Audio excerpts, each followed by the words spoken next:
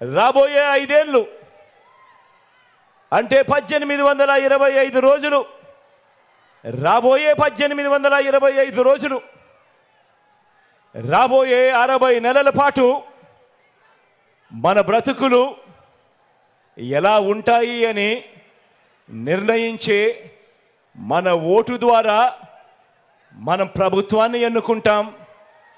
ఆ ప్రభుత్వం, వచ్చే ప్రభుత్వం మన తలరాతలు, మన బ్రతుకులు మారుతాయి అన్నది ప్రతి ఒక్కరూ కూడా జ్ఞాపకం పెట్టుకోమని కోరుతా ఉన్నా.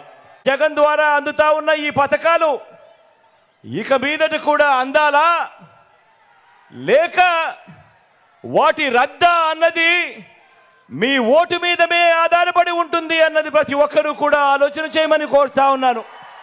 జగన్కు ఓటు వేస్తే, ఫ్యాన్ మీద 2 ఓట్లు వేస్తే పథకాలన్నీ కూడా కొనసాగుతాయి.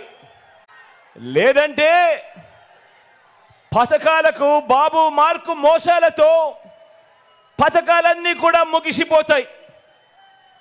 ఇది బాబు చెబుతా ఉన్న చరిత్ర.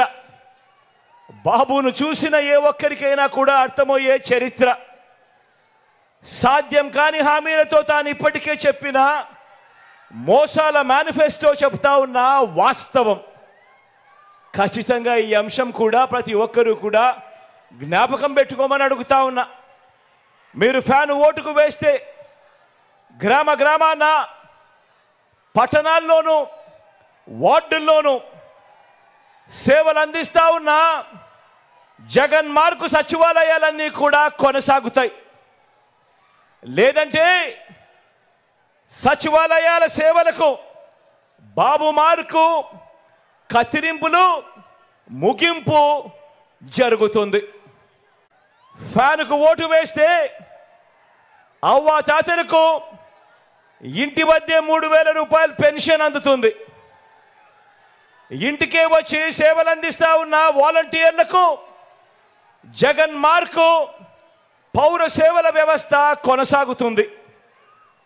ఏకంగా 2,70,000 కోట్ల రూపాయలు వివిధ పథకాల ద్వారా ఈ 58 నెలల కాలంలోనే డీబీటీ ద్వారా, అంటే నేరుగా మీ బిడ్డ బటన్ నొక్కడం, నేరుగా నా అక్క చెల్లెమ్మల కుటుంబాల ఖాతాల్లోకి నేరుగా వెళ్ళిపోవడం.